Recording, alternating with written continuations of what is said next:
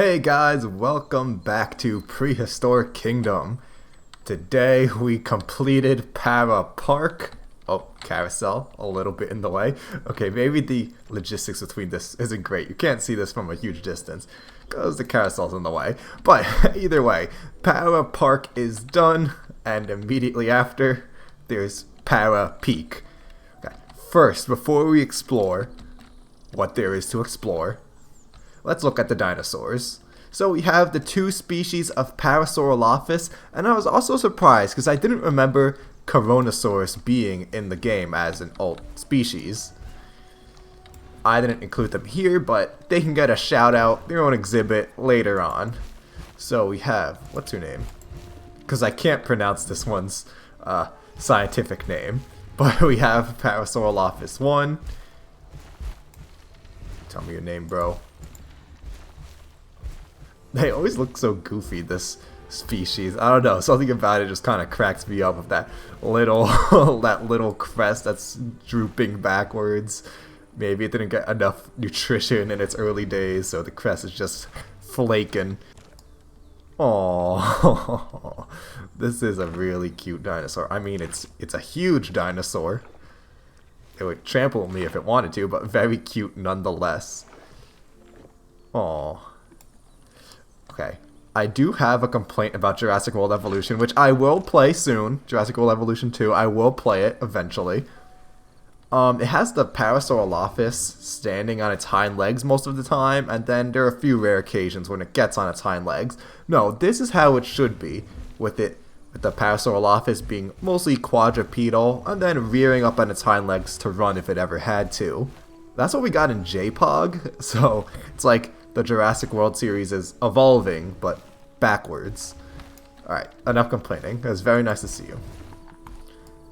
Oh man, the park is lighting up at night. Oh gosh. Oh, this is looking cool. Yeah, maybe I should add lights along the path so that no one gets mugged. But for the time being, let's live in a time of endless day. Alright, is it you? It's you. Anadar. Man, when we get iguanodons in this game, you know we're calling them Aladar.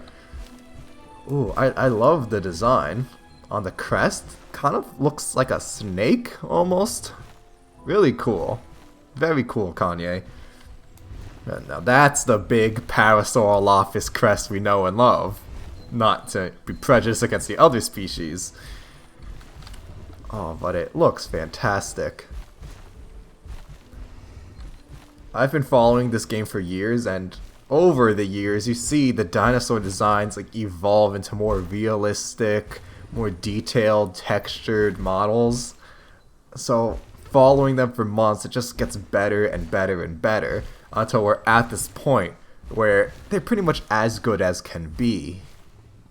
Oh, that's beautiful. Thank you, Anadar. You've been very helpful. So we looked at our Parasaurolophuses. I also built Para Peak. Now, I mainly based this building off of the Hudson Yards. 30 Hudson Yards, I believe. 30 or 40 Hudson Yards. Where it has the observation deck that's like a triangle sticking out. Okay, I'm from New York, so it's easy for me to take inspiration from there. A wooden version of the Hudson Yards building, which is like one of the tallest buildings in New York City right now.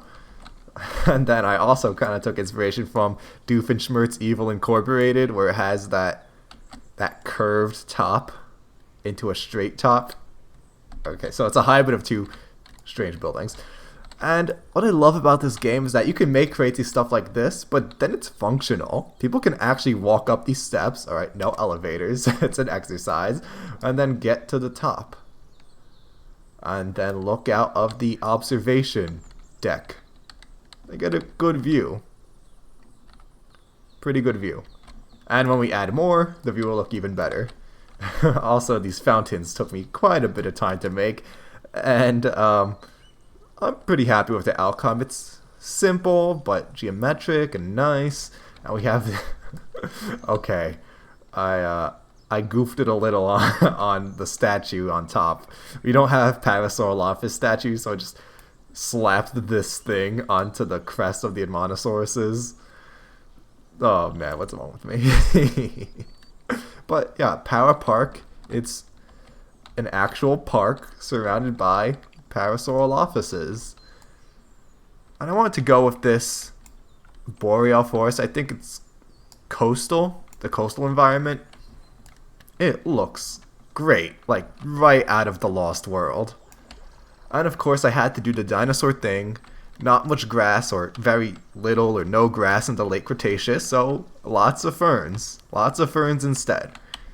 Making it really, really look like the Lost World. I'm happy with the way this came out. Not because I'm amazing or brilliant or anything, but because the game just empowers you to make such beautiful things, and it's so easy to make something look great. There are a few problems I've had with the beta that are worth mentioning.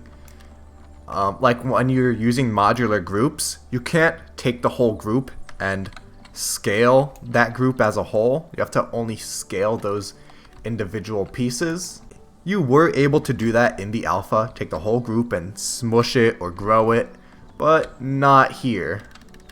And another problem that I had, mostly when building the aviary, among aves, of course, is sometimes the grid doesn't line up, or it doesn't feel like it's lining up. It says everything's lined up, but then when you go to put it all together, everything ends up mismatched, so I had to wing a lot of this, and it took me forever. Not only is it kind of complicated of a roof, so the grid would have helped, but then having to eyeball everything and try like 5 different times, it really bumped up the time cost of that. So a couple of problems, on top of all the things they already have to insert and develop. Ooh, Anadar, let's go back to you. Okay, getting a little mad. Alright.